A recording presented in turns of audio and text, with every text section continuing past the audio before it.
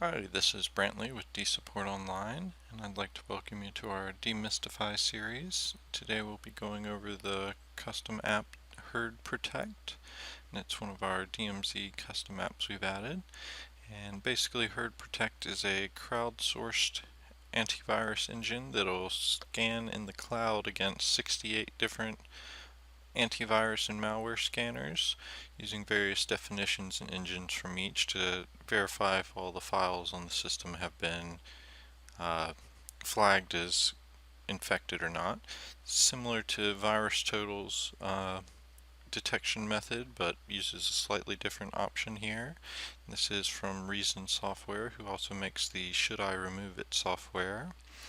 And basically right now we have it under malware removal and manual, and when you double click it's going to start the setup for the herdProtect. They don't have a portable version that installs and runs correctly because it is a installer for the portable version, so it kind of makes it difficult to use as a breakaway app. But the installed version basically goes through and installs. They don't have a silent option for it, so we just have to click next to them. It'll automatically launch the app for us. Then you can go through it, sees it connects and checks with the internet. I'll show you what existing malware protections on the system, and then you can start a scan for it.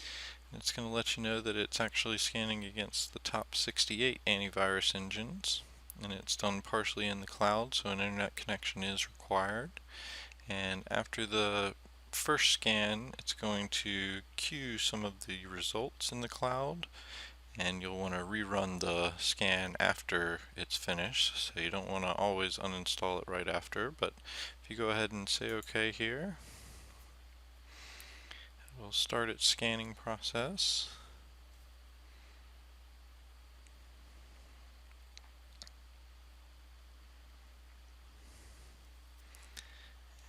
And while we wait on its scan, we'll check into some of the options here. You can set it up as, leave it as an installed program and schedule scans and add trusted files. You can also examine specific files and processes quickly that way as well.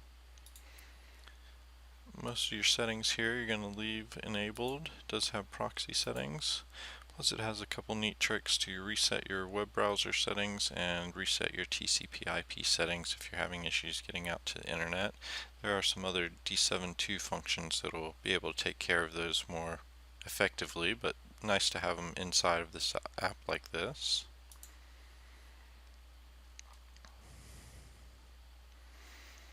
And here you can see it scanned through some of the files and it's preparing to connect to its cloud to review them.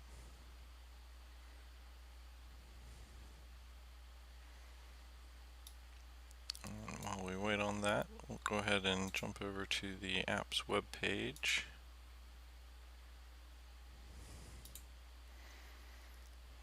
Here you can see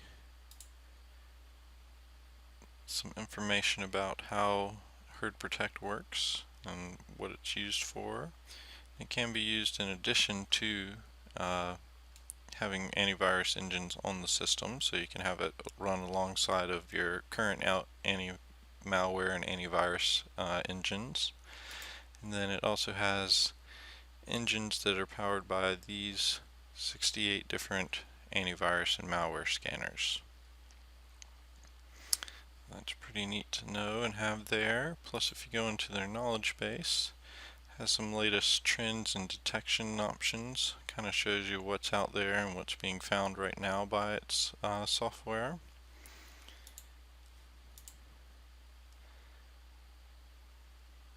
And this is a little bit about the antivirus scanning and detection results.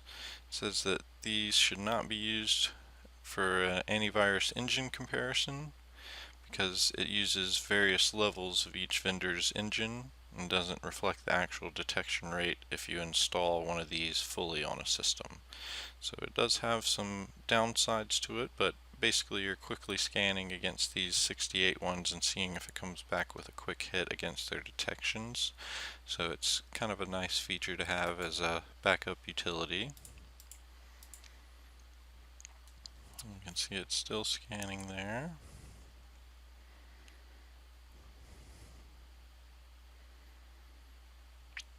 right now it's going into the cloud and analyzing some of the files and DLLs that we have on here, it looks like.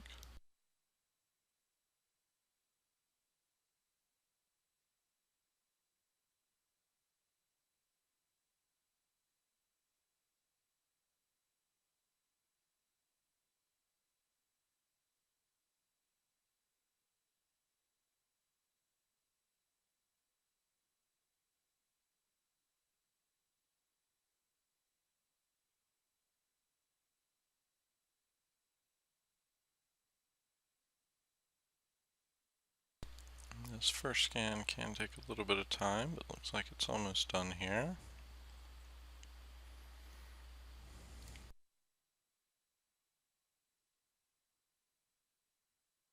And as you can see that it's partially completed, but there's still a few questionable items that it's going to queue into the cloud, and it wants us to rescan in about an hour and a half or hour and 15 minutes. And the second scan does go much quicker, and it'll basically have some of your files that'll be queued into the cloud, and we'll come back with more results if there are any issues with them.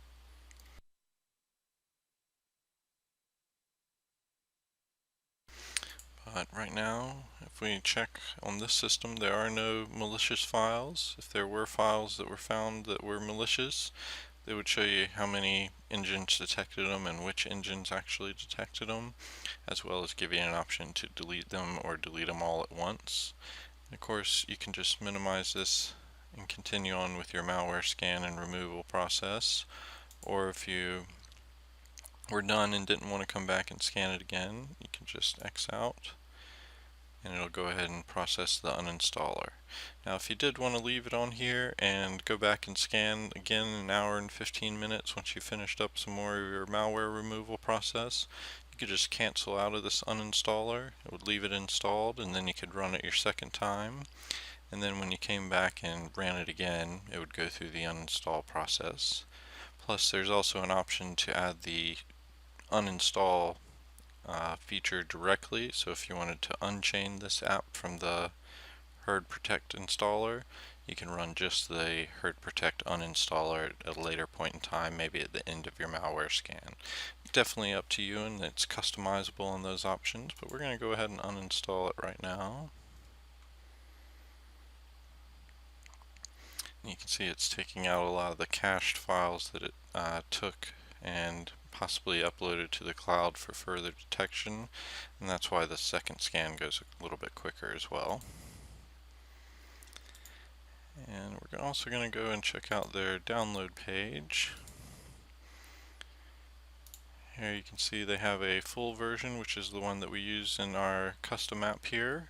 And then they also have a portable version, so if you wanted to install it to a flash drive, maybe alongside D7.2, or possibly in your third-party tools folder, you can just have that sitting there and then create a custom app just to run just that portable version.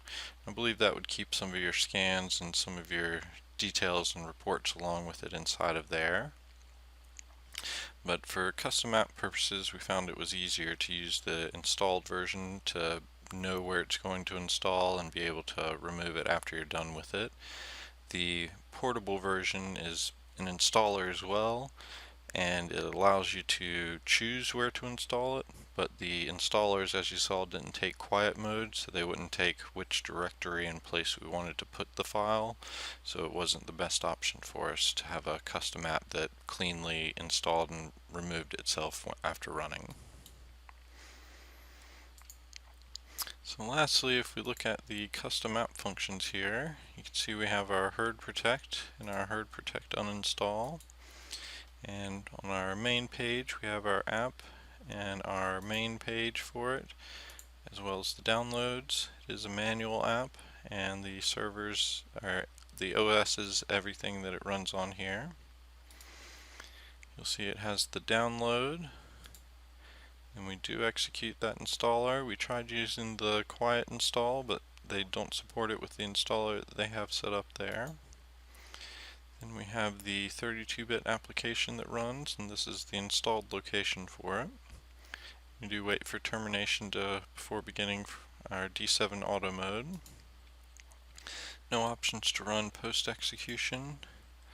And persistent settings, we just have our short description, our work report language, and then we have our chained uninstall app. Again, if you wanted to leave it installed and come back and uninstall it later after running the scan, maybe in an hour and 15 minutes, which normally I found it usually requests about that time to queue up some of your files to the cloud and reprocess them and further detect things.